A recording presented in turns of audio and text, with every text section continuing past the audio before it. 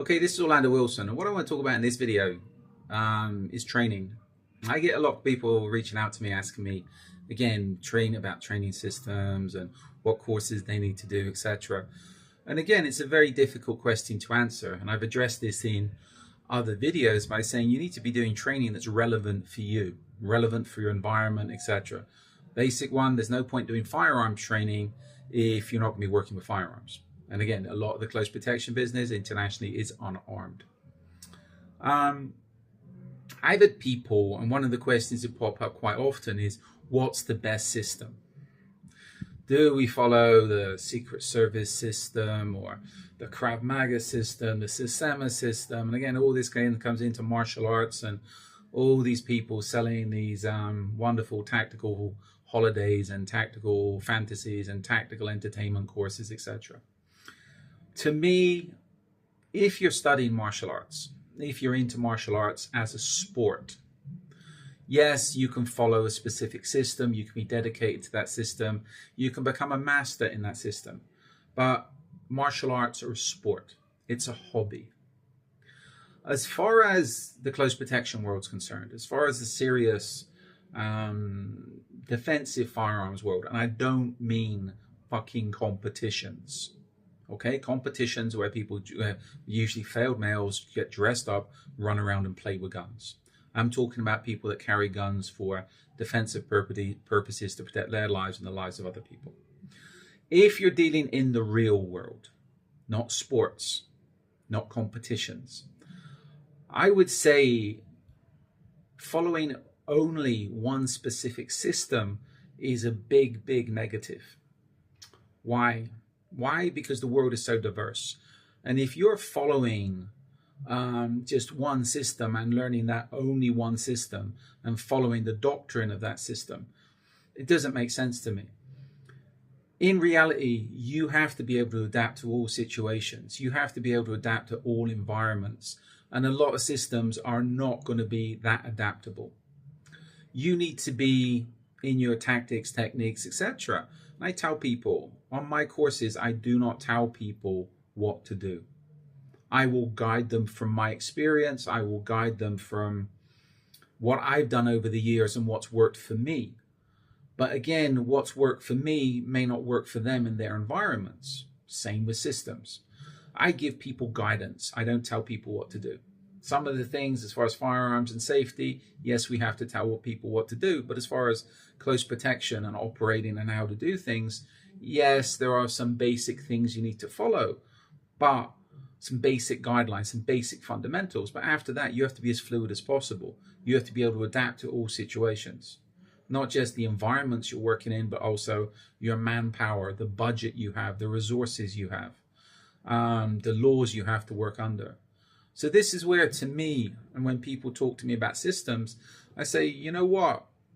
When I was first starting, I went out and I learned as much as possible. To me, this job is, for some sad reason, close protection, security, etc., has been my life. So I went out and I looked at as many different systems as possible. And again, still these days, if something pops up, which is I've not seen before, or seems could be strange, but it could work, you know what? I'll take a look at it and see its relevance. Because in this business, you're always learning.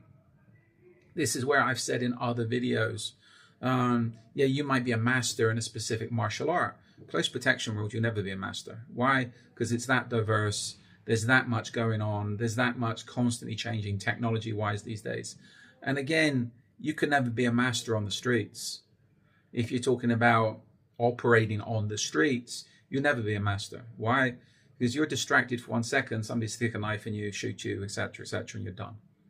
So this is where it's,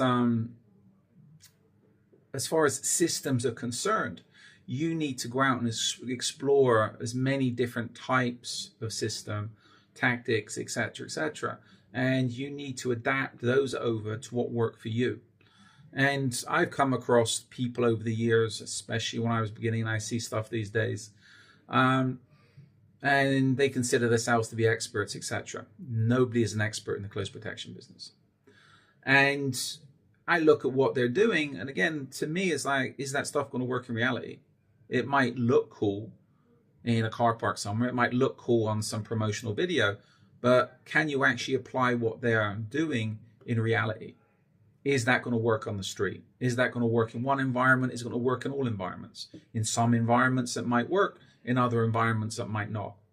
So this is where, if you're serious about the close protection business, if you're serious about the tactical business, etc., defensive firearms, you need to be constantly questioning the tactics and techniques that you're using, and what, especially if other people are telling you to use them. This, if somebody's telling you this, you must do this, you must do that.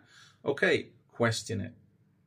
And this is where, if the instructors or the people telling you this cannot give you a logical reason why you're doing that tactic, why you're doing that technique, then forget it. It's not just understanding the technique, it's understanding the reason for that technique and why you're doing it, and how that technique or tactic would be applicable in a realistic situation. This is where a lot of the government or military close protection tactics, techniques do not work in the commercial world, because government agencies have the law on their side. They can do what they want. And in this commercial close protection world, you have to work within the laws. You're generally limited on resources. You don't have the budgets, etc., etc. So some things might work in some situations. They're not going to work in others. But you must be able to understand this. You must question your instructors. You must question your tactics, etc. And again, you must question those tactics and your instructors, because if you're out working, if it's you on the street, if things go bad, you need to ensure your tactics, your techniques are going to save your ass and save your client's ass.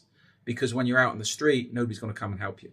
You might have some expert instructor somewhere sat in a classroom, sat in a dojo, eating donuts, but he can be how many thousands of miles away. And if things go bad for you when you're in some back streets of some shitty little country somewhere, he ain't coming to help you.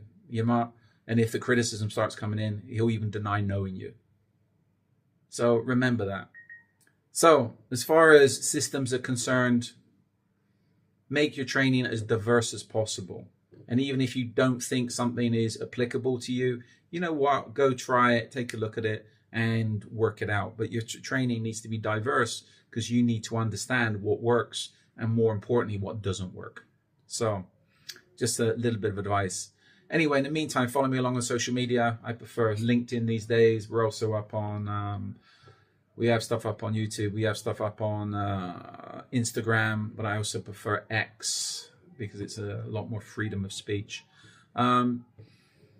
Also, check out my books on Amazon. I have a rare books up that talk about various aspects of the close protection business, etc., etc., etc. So in the meantime, be good, stay safe, stay out of trouble, and always question everything.